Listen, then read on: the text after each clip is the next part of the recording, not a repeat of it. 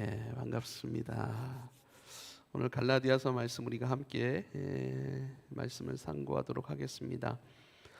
갈라디아서 말씀을 시작할 때 우리가 기억해야 될 이 말씀의 정황들이 있습니다. 바울은 자신이 참된 복음을 전한다라고 하는 것을 변호하고 싶어 합니다. 왜냐하면 거짓 교사들은 사도 바울이 참된 복음을 전하고 있지 않다라고 계속해서 끊임없이 그 교회 가운데 또 성도들 가운데 바울을 비하하고 또 비난하고 바울이 전했던 그 바른 복음, 참된 복음을 부정하는 그런 상황이었기 때문입니다. 그 소식을 사도 바울이 듣게 된 것이죠. 그래서 편지를 먼저 보냈고 이후에 또 방문하려고 하는 계획도 세우게 됩니다. 또 가장 그 사도 바울의 사도성, 그러니까 사도 바울이 전하고 있는 복음은 부족한 복음이다. 이것을 끊임없이 거짓 교사들이 얘기를 하는데요. 그것을 증명하는 가장 좋은 방법은 목사가 말씀을 전하잖아요. 그러니까 이 말씀은 잘못됐다 이렇게 얘기할 때 가장 좋은 방법은 목사를 공격하는 거예요. 그러니까 메시지를 부정할 때 가장 좋은 방법은 메신저, 그러니까 그 메시지를 전하는 사람이 잘못된 사람인 것을 계속해서 말한다면 가장 효과적으로 그 메시지를 부정할 수 있거든요. 그러니까 사도 바울에 대해서도 바울은 사도가 아니다라고 끊임없이 이야기를 했습니다. 왜냐하면 사도 바울은 예수님과 한 번도 만난 적이 없다.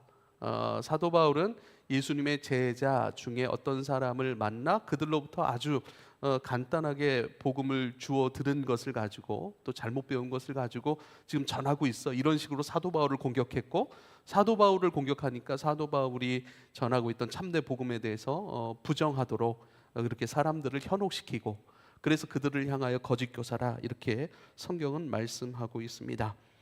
사도 바울은 그거에 대해서 말씀하는 거예요. 나는 예수 그리스도를 직접 몸으로 만나지 못했지만 예수님께로부터 받은 말씀을 가지고 나는 복음을 전하고 있다라고 얘기를 했고, 그 복음, 내가 전하고 있는 그 복음이 바로 예수님의 12 제자들, 그들이 전하고 있는 복음과 다른 복음이 아니야. 그것을 말씀하는 것이 오늘 말씀이기도 합니다. 계속해서 이 부분은 반복이 될 것입니다.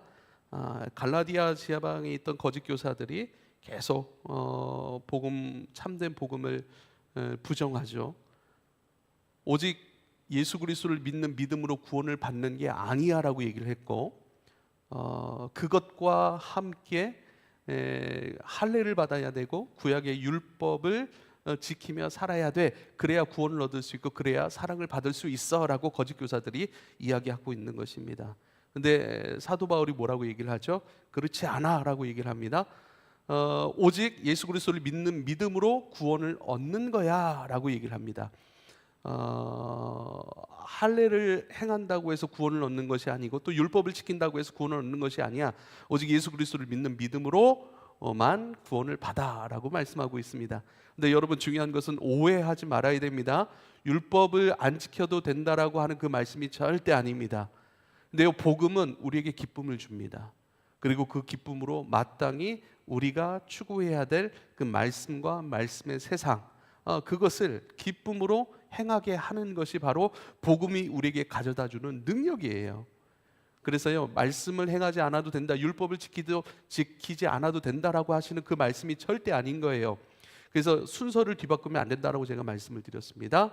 그래서 율법을 지켜야 하나님의 사랑을 받을 수 있어라고 하는 것이 아니에요. 얘들아, 이미 하나님께서 너희를 구원하셨고 너희를 사랑하셔. 그러니까 말씀의 세상으로 그 사랑 가운데 더 깊이 나가야 돼라고 사도 바울은 이야기하고 있다는 사실을 우리가 좀 유념하면서 오늘 말씀을 함께 나눌 수 있게 되기를 소망합니다. 1절입니다. 14년 후에 내가 바나바와 함께 디도를 데리고 다시 예루살렘에 올라갔으니. 그래요. 여기 나오는 사람은 사도 바울입니다. 그리고 바나바, 그리고 디도. 이 세 사람이 함께 선교 여행을 많이 다녔고 또 선교 여행 중에 복음을 전했고 그 복음 가운데 수많은 역사가 일어났습니다. 그래서 이를 바나바와 디도 바울이 예루살렘으로 올라갔다라고 하는 그 말씀과 함께 2절에 봅니다. 계시를 따라 올라가 그래요. 계시라고 하는 것은 하나님께서 보여주신 사인이라고 하면 좋습니다. 그래서 하나님께서 예루살렘에 올라가고자 하는 그 어떤 것을 보여주신 거예요. 메시지를 주신 거예요. 그래서 사도 바울이 의도를 가지고 올라간 것이 아니라 하나님께서 계시를 주셔서 그 계시를 따라 하나님께서 예루살렘에 올라가라고 하시는구나라고 하는 그 메시지, 그 계시를 따라 하나님의 명령을 따라 하나님의 인도하심을 따라 예루살렘에 간 거예요. 그러니까 의도적으로 내가 예루살렘에 간 것이 아닙니다. 그러니까 예루살렘에 가서 예수님의 제자들을 만나고 그 제자들 가운데 내가 지금 이러한 복음을 전하고 있어 라고 얘기를 하고 내 복음 맞지? 하고 그들로부터 승인을 받으려고 하는 것이 아니에요. 지금 사도 바울은 자기 자신을 변호하고 있습니다. 자기가 전하고 있는 그 복음이 왜 참된 복음인지를 이야기해주고 있어요. 그 부분인 거예요. 그것을 증명하고 있는 것이죠. 그런데 예루살렘을 내가 가려고 했던 것이 아니라 계시를 따라 하나님이 가라고 하셨고 하나님의 인도하심 속에서 바나바와 디도를 데리고 예루살렘으로 올라갔다 이렇게 얘기를 합니다. 올라가서 내가 이방 가운데서 전파하는 복음을 그들에게 제시하되 유력한 자들에게, 이 유력한 자들은요 예수님의 제자들을 얘기합니다. 예수님의 직계 제자들을 얘기한 것입니다. 그래서 내가 이방 가운데서 전파하는 복음을 예수님의 제자들에게 제시했어, 이야기했어. 그 이유는 내가 다름질하는 것이나 다름질한 것이 헛되지 않게 하려 함이야 라고 얘기를 합니다. 이게 무슨 말인가? 이방 가운데 전파하는 복음을 그들에게 똑같이 이야기한 거예요. 내가 전하고 있는 복음은 이거야.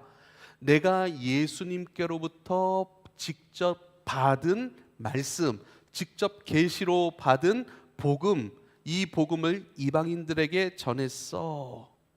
네. 그러니까 유력한 자들, 당시에 예수님의 직계 제자들, 그들에게 전했습니다. 그런데 한번 보세요. 그들에게 전한 복음은 그들에게 어떤 옳다라고 인정을 받거나 네가 전한 복음이 맞다라고 승인을 받거나 그런 태도와 마음으로 간 것이 아니라는 거예요. 증명한 것이 아니라고 하는 것이죠. 그러니까 사도 바울은 지금 자기가 전하고 있는 것이 참된 복음인 것을 굳게 믿고 있어요. 왜냐하면 이것은 예수님께 계시로 받은 것이기 때문입니다. 사도 바울의 마음에는 이런 생각이 있었던 거예요. 내가 전하고 있는 이 복음과 사도들이 전하고 있는 이 복음이 일치한다면 우리가 하나가 될 수 있을 것이고, 일치되지 않는다면 나는 너희들이 전하고 있는 복음, 너희가 받았다라고 하고 전하고 있는 그 복음은 옳지 않아. 그 복음은 이단의 복음이야, 거짓 가르침이야 라고 말할 준비가 되어 있었다는 거예요. 이 무슨 말인지 아십니까? 사도 바울이 예수님께 직접 계시로 받은 말씀이라니까요. 복음이라니까요. 내 사도성을 인정받기 위해서, 내가 전한 복음이 참된 복음을 인정받기 위해서 가서 내가 전하고 있는 복음을 한번 들어보십시오. 여러분, 그리고 이 복음이 맞다라고 증명해 주십시오. 그런 태도로 간 게 아닙니다. 당당하게 자기가 가지고 있는 예수님께로 직접 받은 계시의 복음이기 때문에 그들 가운데 나는 이러한 복음을 가지고 있고 이 복음을 이방인에게 전하고 있고 이방인에게 이것이 전해질 때 어마어마한 역사가 일어났습니다라고 얘기를 한 것이죠. 그때 제자들의 반응이 어땠을까요? 그때 제자들의 반응은요, 지금 당신이 전하고 있는 복음과 우리가 전하고 있는 복음이 같습니다라고 했던 거예요. 보세요. 내가 유력자들에게 사사로 이 복음을 전한 것은 내가 다름질하는 것이나 다름질하는 것이 헛되지 않게 하려 함이라. 그동안 이방인들에게 열심히 다름질하며 전했던 이 복음이 있잖아요. 이 복음이 만약 사도 바울 당신이 전한 복음 잘못된 복음인데요, 그렇게 돼버리면 뭐죠? 부정당하는 거예요. 그동안 이 복음을 듣고 예수님을 믿게 되고 교회로 세워진 공동체가 부정을 당하는 것이잖아요. 그러니까 나는 내가 전한 복음은 확실한 복음이라고 하는 그런 믿음이 있었던 거예요. 그리고 내가 전한 복음 이 복음입니다. 당신들도 이 복음을 당신들의 복음과 나의 복음이 다르다면 당신들은 잘못된 복음을 지금 붙들고 있고 지금 가르치고 있는 것입니다라고 말할 준비가 되어 있었다는 것입니다. 3절입니다. 그러나 나와 함께 있는 헬라인 디도까지도 억지로 할례를 받게 하지 아니하였으니. 그래요. 이것은요, 나와 함께 있는 헬라인 디도, 그 사람은 헬라인이지만, 이 그러나를 앞에 쓰는 것이 아니라 뒤에 써야 됩니다. 나와 함께 있는 디도는 그리스 사람이지만, 헬라인이지만 할례를 강요받게 하지 않았습니다라고 얘기를 하는 거예요. 이게 무슨 말입니까? 만일 베드로나 요한, 야고보와 같은 유력한 자들, 예수님의 제자들, 그들이 바울로 틀렸어라고 그렇게 얘기를 한다면 뭐예요?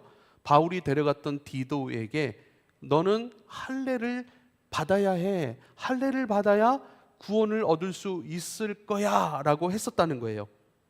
그러니까 베드로가 만약에 잘못된 복음을 가지고 있었다면요, 예수 믿고 구원을 받았다고? 그러면 할례를 받았어야 되는데 왜 그렇게 얘기를 할 거라는 거예요. 네.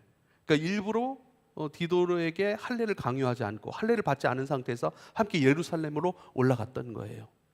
그런데 할례를 받지 않았던 디도에게 왜 할례를 받지 않았어라고 책망하지 않았다는 거예요. 무슨 얘기죠? 유력한 자들, 예루살렘에 있었던 예수님의 제자들도 예수를 믿고 구원을 얻기 위해서는 할례를 받아야 돼라고 하는 지금 거짓 교사들이 강요하고 있는 잘못된 가르침, 그들도 그것을 얘기하고 있지 않다는 거예요. 그것이 잘못된 것이라는 것이죠. 그래서요, 결론은 무엇인가? 지금 사도 바울이 전하고 있는 그 참된 복음과 예수님의 유력한 제자들이 믿고 따르고 전하고 있는 복음은 같은 복음이었다라고 하는 것을 지금 갈라디아 교회에게 증명해내는 거예요.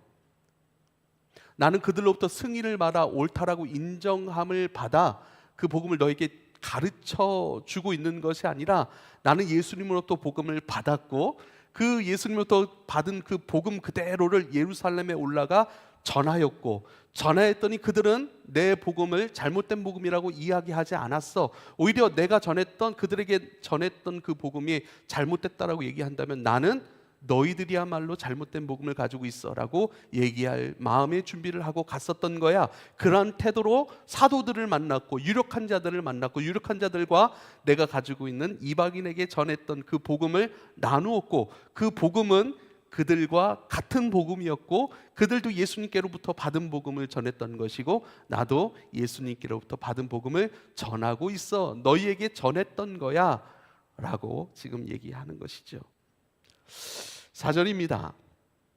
이는 가만히 들어온 거짓 형제들 때문이라. 그들이 가만히 들어온 것은 그리스도 예수 안에서 우리가 가진 자유를 엿보고 우리를 종으로 삼고자 함이로다. 그래요. 예수 안에서 우리가 가진 자유는 어떤 자유입니까? 할례를 받지 아니하여도 되는 자유예요. 더 근본적으로 표현하자면 율법을 지켜야 구원을 얻는다라고 하는 억지로 지워지는 율법의 종으로 매여 신앙생활하게 되는 거짓 복음, 그것에 매여 있지 않다는 거예요. 여러분, 우리가 예수 그리스도를 믿고 지금 함께 예배하고 있잖아요. 예수님께 구원을 받으려면 일해야 돼. 교회는 일해야 돼. 그렇지 않으면 구원을 받을 수 없어. 혹시 그렇게 생각하는 부분이 있습니까? 옛날에는 그런 부분들이 굉장히 많았거든요. 예수님께 구원을 얻기 위해서는 이걸 해야 돼, 저걸 해야 돼 라고 하는 것들이 굉장히 많이 있었습니다. 구원뿐만 아니죠. 하나님께 온전한 예배를 드리려면 어떤 거룩한 피아노와 오르간이 있어야 돼. 드럼이 교회에 있으면 안 돼. 오르간 안 돼, 기타 안 돼. 어떻게 그렇게 천박한 것들을 가지고 교회에서 그것으로 예배를 드릴 수 있어? 라고 하는 잘못된 관념과 생각은 어디로부터 오는가? 잘못된 복음관으로부터 왔던 거예요. 네. 그러니까 우리가 기독교의 복음의 본질에 집중하지 아니하면, 이것 가운데 바르게 서지 아니하면 뭔가가 우리의 틀을 만들어 버리고 그 틀 속에서 해석을 해버려요. 그래서 이건 되고 이건 안 되고 라고 하는 것. 그러니까 예수님 안에서 사실 안 되는 건 없는 거예요. 다 되는 거예요.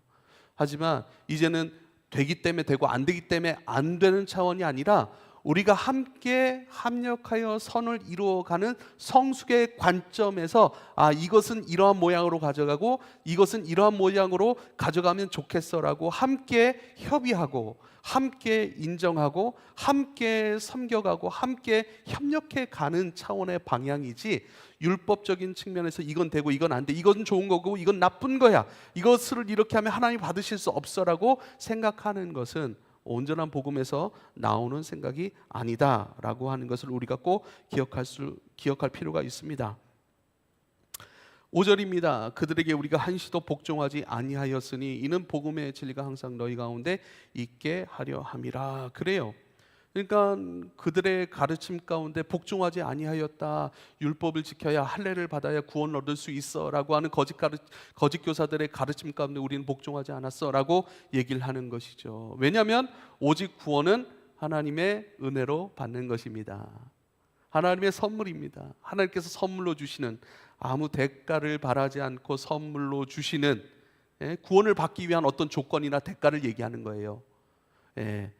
주님은 우리에게 조건 없이 영원한 사랑과 구원을 허락하여 주셨습니다.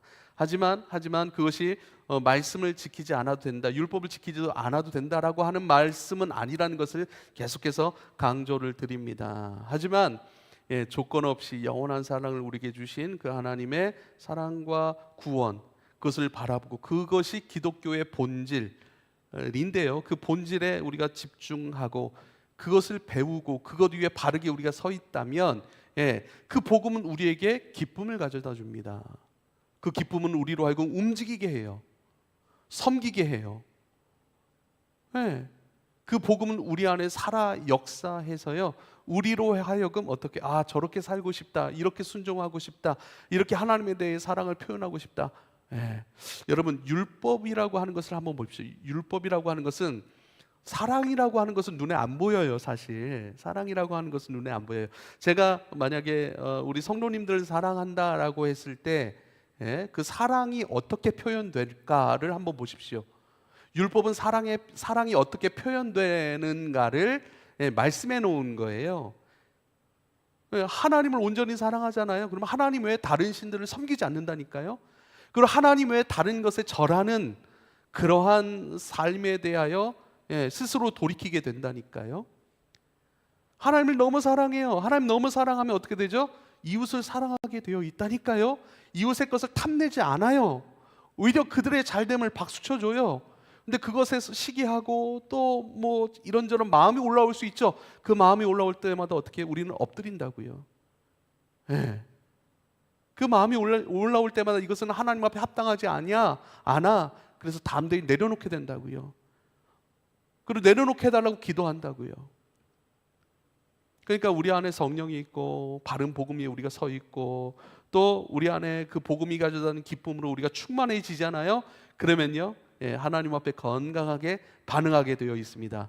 말씀이 이건 이렇게 순종해야 되라고 가르침을 받지 않아도 어떻게 해요? 그것이 바로 요한일서의 말씀에 성령이 기름 부으실 때, 성령이 우리 가운데 기름 부으심으로 역사하실 때 우리가 배우지 않아도 된다라고 하는 것은요, 지식적인 차원의 것들을 행동하는 것이 아니라 우리의 기쁨 가운데 기쁨이 우리 가운데 채워질 때에, 성령이 역사하실 때에 우리의 삶은 율법을 드러내고 율법을 추구하는 삶의 방향으로 나아가게 되어 있다라고 말씀하고 있는 것입니다. 요한복음 8장 32절에 이렇게 말씀하죠. 진리를 알지니 진리가 너희를 자유롭게 하리라. 만약에요, 구원을 얻기 위해서는 할례를 받아야 돼 라고 얘기를 하잖아요. 그러면요, 억지로 할례를 받게 된다니까요. 억지로 말씀을 지키게 된다니까요. 그럼 기쁨으로 말씀을 지키는 것과 억지로 말씀을 지키는 것 차원이 달라버리는 것이죠. 주님도 저와 여러분을 지으신 목적이 뭡니까? 억지로 일을 감당하는 사람이 아닌 기쁨으로 또 능력으로 지혜롭게 일을 감당할 수 있는 사람, 또 그 일과 기쁨으로 자원하여 하나님과의 깊은 사랑의 관계 속에서 교통하는 존재로 저와 여러분을 지으셨다라고 함께 말씀을 나눈 기억이 있습니다. 할렐루야. 그러니까 뭐든지 억지로는 좋지 않아요. 억지로의 사랑, 억지로의 순종은 주님께서 우리에게 원하시는 바가 절대 아닙니다.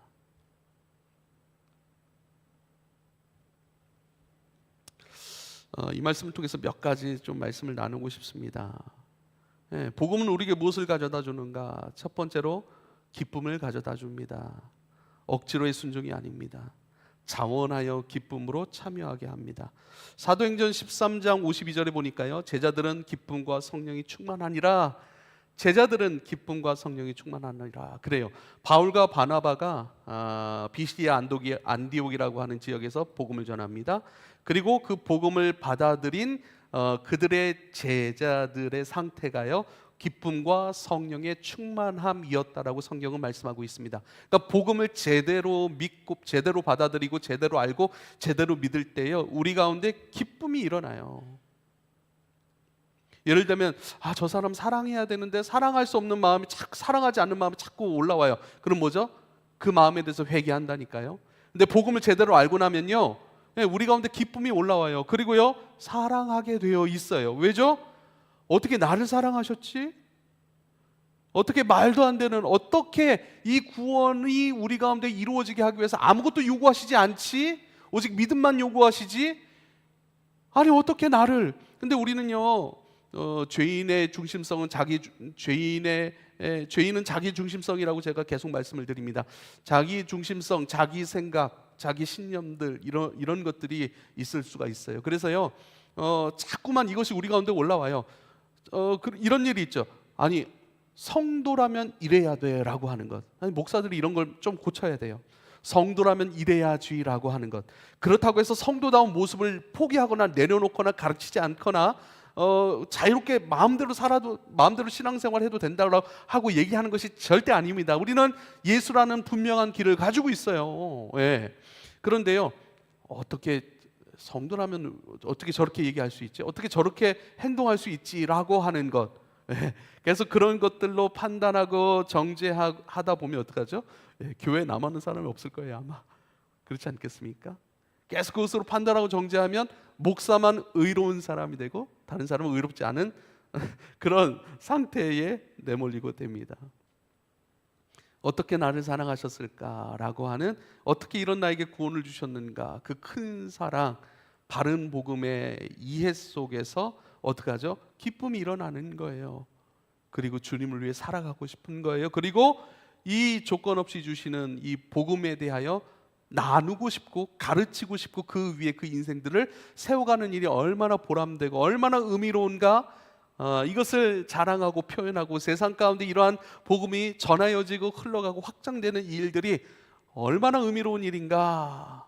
끊임없이 그것을 위해 살아가고 싶고 그것을 위해 내 인생을 순종하고 싶은 그런 마음들이 일어나는 것입니다. 그래서 제자들은 바울로부터 바나바로부터 복음을 받고 예수를 믿게 된 그들에게 기쁨과 성령이 충만하니라, 이렇게 성경 말씀하고 있습니다.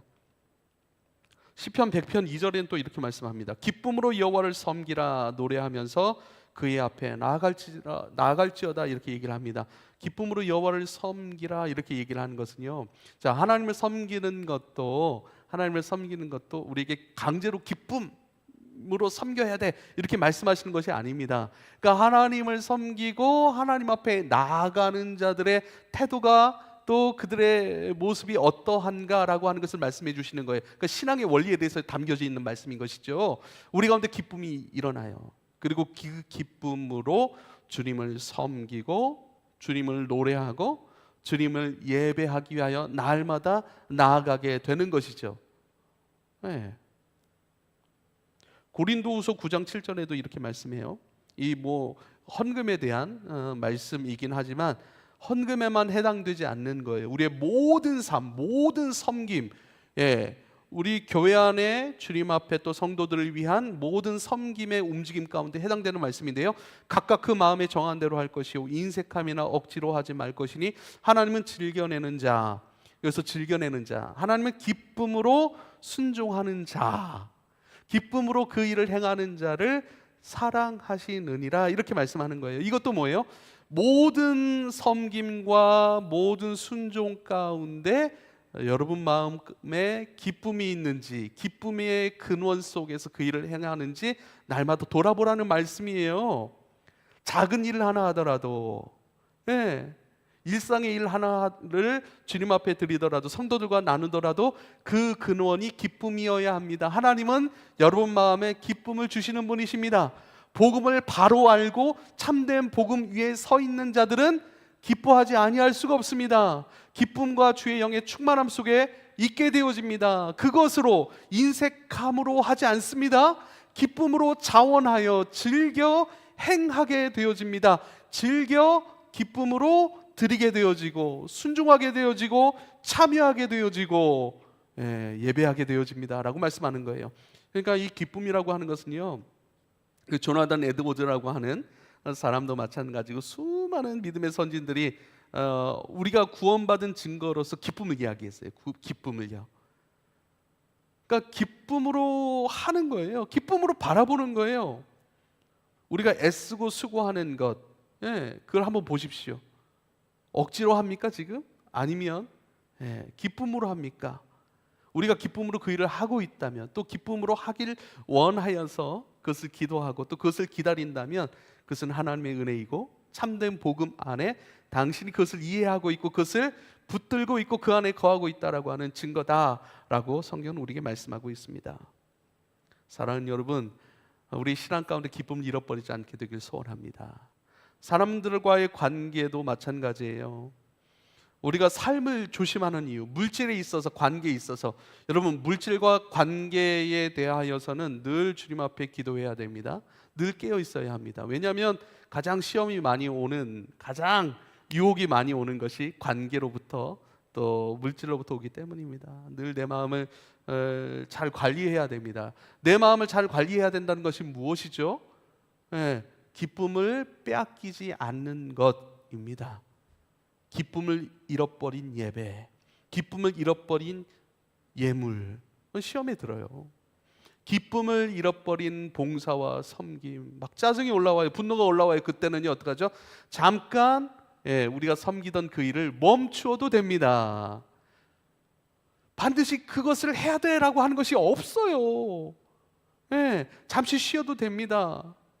잠시 멈춰도 됩니다. 내 안에 기쁨이 회복될 때까지 머물면 하나님 앞에 참되게, 또 사람들에게 합당함으로 반응할 수 있게 됩니다. 자원함으로, 인색하지 않고 즐겨 기쁨으로 행할 수 있는 마음의 상태로 끊임없이 유지해 가야 합니다. 그것이 성도로서 날마다 스스로를 봉사하고 스스로를 지켜가야 할 사역의 내용이에요. 그러니까 우리는 사역을요, 교회를 위한 사역, 뭐 주님을 위한 사역, 성도들을 위한 사역, 뭐 이렇게만 생각을 하는데요, 그렇지 않습니다. 나에게 사역해야 돼요. 나를 사역할 줄 알아야 돼요. 나를 섬길 줄 알아야 돼요. 그러니까 그렇게 주님 앞에 합당함으로 반응할 수 있는 좋은 상태를 유지하는 것, 늘 그렇게 성막 안에 있는 등불이 꺼지지 아니하도록 하는 것처럼 늘 주의 약속과 말씀과 주의 영, 우리가 몸을 움직이고 또 무언가를 할 때는요 반드시 넘어지게 되어 있고 반드시 원망과 불평이 일어나게 되어 있습니다. 그러므로 일하는 방법은 기쁨으로 하는 것이고 기쁨 안에서 여러분 감당해 가는 것, 이것이 지혜로운 것인 것을 꼭 기억할 수 있기를 부탁을 드립니다. 두 번째, 첫 번째는 복음은 기쁨을 주고요, 두 번째, 복음은 자유를 줍니다. 자유를 줍니다. 자유라고 하는 것은요, 그 어떤 것에 얽매이지 않는다라고 하는 의미일 겁니다.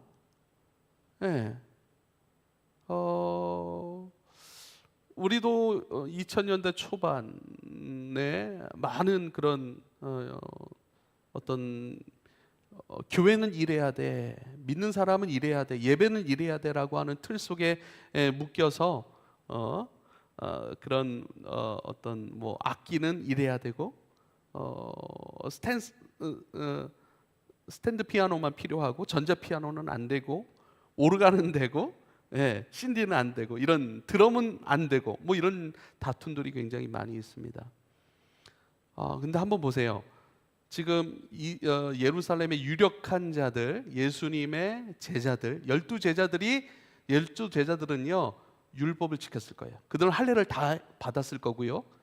또 율법을 지키고 먹을 것 먹고 먹지 말라라고 할 것 안 먹고 이렇게 다 지키면서 복음을 전했을 거라고요. 그런데 그 유력한 자들이라고 성경이 지금 말씀하고 있는 이유 중에 핵심이 뭐냐면요, 그들은 율법을 잘 행하는 사람들, 그 문화 속에 있는 참된 복음을 전하는 사람들에게 내가 전하는 복음을 전하였더니 그들에게 아무런 그들에게도 문제가 발견되지 않았습니다라고 얘기를 하는 것은 뭐냐면, 지금 예수님의 12제자들이 전하는 방식에 복음을 전하고 그 복음을 살아가는 방식이 있단 말이죠. 근데요, 지금 사도 바울과 바나바와 디도가 전하는 복음과 그 살아가는 그 복음의 양식, 스타일이 있었다는 것이죠. 근데 이것이 서로 다르지 않다라는 거예요. 예를 들면 우리가 드리는 그 예배 방식들이 있죠. 그리고 우리 지금 안대영 간사가 지금 방송을 하고 있는데, 안대영 간사가 예수전도단에서 추구하는 어떤 예배의 문화와 스타일들이 있다니까요. 근데 그것이 서로 달라요. 근데 복음 안에서 그것이 옳다 그르다 하지 않는 거예요. 왜요? 우리가 지금 고백하고 있고 우리가 따라가고 있고 우리가 순종하고 있고 우리가 사랑하고 있는 복음이 예수 그리스도의 복음이에요.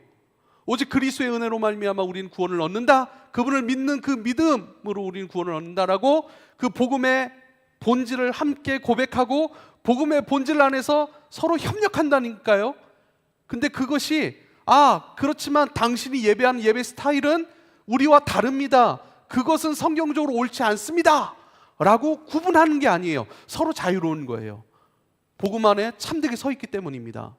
그런 스타일도 들릴 수 있고 이런 스타일도 들릴 수 있습니다. 그러니까 뭐예요? 복음은 우리를 자유롭게 하고 그 자유는 뭐예요? 하나 되게 한다라고 하는 거예요. 연합하게 한다라고 하는 거예요. 그러니까 스타일이 문제가 되질 않아요. 문화 요소가 문제가 되질 않습니다. 그렇다면 당신들과 우리가 함께 예배해야 되는데 서로 문화가 틀려요. 서로 그 스타일이 달라요. 추구하는 양식이 달라요. 그러면 이제는 우리가 함께 해야 하는데, 서로가 그리스도 앞에 신앙의 유익이 있게 하기 위하여서 어떻게 조율해 갈까요?를 함께 고민하고 함께 기도하고 함께 양보하고 함께 아름다운 하모니를 이루어 가겠죠. 할렐루야. 복음은 자유를 줍니다. 이것이어야 해 라고 하는 것으로부터 자유롭게 해요. 그리고 그 자유는 뭐죠? 예수 그리스도의 믿는 그 믿음 안에 있는 모든 사람들을 하나로 엮어냅니다. 그리고 하나님께서 우리에게 허락하신 그 복음의 정체성 가운데 더 집중하게 하시고 그 복음이 효과적으로 우리 가운데 들려지고 섬겨지고 전하여지는 그것을 위하여 하나로 만들어내는 것이죠. 지금요, 다른 양식, 다른 스타일, 그러니까 사도 바울이 지금 이방인들에게 전하였던 복음이라고 그렇게 이름을 특별히 붙인 것은요, 이방인들에게 전했던 복음과 유대인들이 들었던 복음은 같은 복음이에요. 그런데 전하는 방식은 달랐다고요. 이방인에게 전했던 그 복음을 그들도 옳은 복음으로 수긍하였습니다. 맞다라고 인정하였습니다. 오히려 내가 전한 복음이 틀리다고 얘기했다면 나는 그들로 하여금 당신들은 이단입니다라고 나는 얘기했을 거예요. 그렇지만 복음 위에 우리는 하나임을 확인했습니다. 당신이 전하고 있는 복음이 옳습니다. 그리고 당신이 전한 그 복음 가운데 나타난 그 어마어마한 역사들이 성령의 역사인 것을 우리가 믿습니다 라고 하나가 되었던 거예요. 사랑하는 여러분, 우리가 함께 신앙생활 하는 것 가운데 의견 차이가 있을 수 있습니다. 그러나 그 의견 차이가 목숨 걸 일은 아닙니다. 우리가 서로를 양보하고 배려하고, 그래서 하나를 좀 생각하면 좋겠어요. 이 일이 성도들에게 어떻게 유익이 되게 할까? 예? 주님께 옳다, 그 주님 앞에 옳다 그르다의 문제를 이제는 떠나버리는 거예요. 왜? 옳기 때문에 우린 다 주님 앞에 인정받은 사람들, 옳습니다 라고 하는 거예요. 이제는 어떤 방식으로 어떻게 이 일들을 해결할까요? 어떻게 이 일들을 엮어낼까요? 어떻게 일들이 우리 가운데 한없는 감사가 되게 하고 신앙의 유익이 되게 할까요? 라고 함께 그 추구함을 위하여 에너지를 쏟을 수 있는 것, 다른 것에 힘을 빼는 것이 아니라, 다른 것에 소진되는 것이 아니라 함께 즐거이 주님과 주님의 백성들을, 사람들을 섬기는 일에 우리가 전력 질주하는 것, 이것은 진짜 복음 안에서 맛볼 수 있는 은혜요, 기쁨인 줄 여러분 믿으실 수 있기를 부탁을 드립니다. 마지막 세 번째, 여러분 한번 보십시오. 복음은 우리에게 자유를 줘요. 자유를. 근데 그 자유는요, 책임지는 자유입니다. 책임지는 자유입니다. 자유를 방종의 차원, 그러니까 내가 내 멋대로, 내가 생각하기에 좋은 것대로, 내 입맛대로 하겠습니다가 아니에요. 복음은 자유를 준다니까요. 그래서 우리로 하여금 어려운 일도, 수고해야 할 일도 반드시 내 주머니가 가벼워질 수밖에 없고, 반드시 내가 수고해야 되고, 반드시 내가 눈물 흘려야 되고, 맞아, 그것을 맡고 그 일을 감당하면 내가 힘들고 어려울 수 있고 내가 소진될 수도 있지만, 어떻게 해요? 수고할 수 있는 자유, 주님의 고난 가운데 동참하고 주님의 한 부분을 내가 짊어지는 책임으로서의 자유로 복음은 인도해 갑니다. 로마서 8장 17절에 이렇게 말씀해요. 자녀이면 또한 상속자 곧 하나님의 상속자요 그리스도와 함께한 상속자니 우리가 그와 함께 영광을 받기 위하여 고난도 함께 받아야 할 것이니라, 이렇게 말씀합니다. 자, 상속자라고 하는 건 뭐죠? 하나님의 자녀가 됐다니까요. 하나님의 자녀가 되었기 때문에 하나님께서 그 자녀에게 주시고자 하는 하나님 나라의 부요함, 그 모든 것을 상속받을 수 있는 사람이 됐다니까요. 그런데 그 상속을 받기 위해서는요, 어떻게 해요? 고난도 함께 받아야 할 것이니 라고 말씀해요. 자, 보세요. 하나님의 아들은, 하나님의 자녀들은요, 하나님의 복음을 받아 예수의 생명 안에서 자녀가 되었잖아요. 그리고 그 복음과 생명이 가져오게 될 영광이 얼마나 찬란하고 얼마나 또 그것을 기뻐하게 되고 그것을 계속해서 원하게 되어집니다. 그래서 그것이 이 땅 가운데 임하여지고 다른 사람들에게도 흘러가게 하기 위해서는 어떻게 해요? 마땅히 수고해야 되고 책임져야 될 고난의 자리가 있습니다. 그 고난의 자리를 어떻게 해요? 마다하지 않고, 그 고난의 자리를, 왜요? 그리스도의 영광이 이 땅 가운데 오게 하기 위하여, 그것이 나에게 이루어진 구원이 다른에게도 이루어지게 하기 위하여, 아버지의 나라가 이 땅 가운데 이루어지는, 건축되어지는 그 일들이 이루어지게 하기 위하여 어떻게 해요? 고난도 받는 거예요. 사도 바울이 그런 고백을 하죠. 교회를 위한 그리스도의 남은 고난을 내 육체에 채워갑니다. 마땅히 채워갑니다. 이거는 어떻게 해요? 인색함으로, 억지로가 아니라 자원함으로, 기쁨으로 그 일들을 하기로 선택합니다. 여러분, 그것 때문에 그거 선택하려면요, 포기해야 될 것도 있어요. 포기해야 될 내 기쁨, 포기해야 될 내 시간, 포기해야 될 나의 어떠한 모든 것들이 있을 수 있어요. 그러나 그것이 당연함으로 여겨지고, 또 그것을 내려놓기까지 우리 안에 영적인 어떤 고민들도 있지 않겠습니까? 하지만 주님, 내가 감당해야 될 자리라면, 감당해야 될 것이라면 주님, 내가 그 길, 그 자리 걸어가고 머물고 그 일들을 짊어지겠습니다. 책임져 가겠습니다. 이렇게 고백하며 선택하게 되어지는 것이죠. 사랑하는 여러분, 복음은 우리를 얽매이게 하지 않습니다. 복음은 우리에게 자유를 줍니다. 그 자유는 우리에게 기쁨을 줍니다. 기쁨의 자유예요. 책임지는 자유입니다. 그래서 순서를 오늘도 반복합니다. 순서를 뒤집으면 안 돼요. 당신이 그렇게 살아야 하나님이 당신을 사랑하세요가 절대 아닙니다. 하나님이 이미 당신을 사랑하십니다. 그 사랑 안에서 그 삶을 살아내십시오라고 권면하셔야 돼요. 할렐루야. 당신은 그 일을 그렇게 순종해야 구원을 받을 수 있습니다 라고 그러한 은연중에 죄인의 생각을 끊임없이 고발하고 끊임없이 주님 앞에 내려놓아야 합니다. 이미 하나님 구원하셨습니다. 그 구원 안에서 당신은 기쁨으로 당신에게 주어진 예수의 길을 가셔야 합니다 라고 말씀하셔야 돼요. 그래서 칭의와 성화는 하나이고, 거룩한 칭의는 기쁨의 성화로 인도해 갑니다. 거룩한 하나님의 은혜로 이루어진 영원한 사랑과 구원은 우리로 하여금 기쁘게 말씀을 순종하고 기쁘게 교회 일 가운데 참여하고, 또 어느 틈에가 참여할 때 내 안에 기쁨이 일어나는 것을 발견하게 되고, 또 영적인 고민이 있더라도 갈등이 있더라도 어떻게 해요?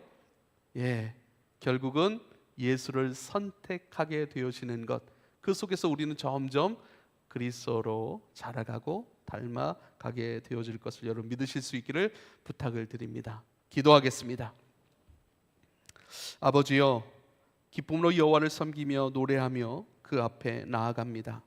그 앞에 살아갑니다. 그 앞에 구원으로 주신 모든 것으로 반응해 갑니다.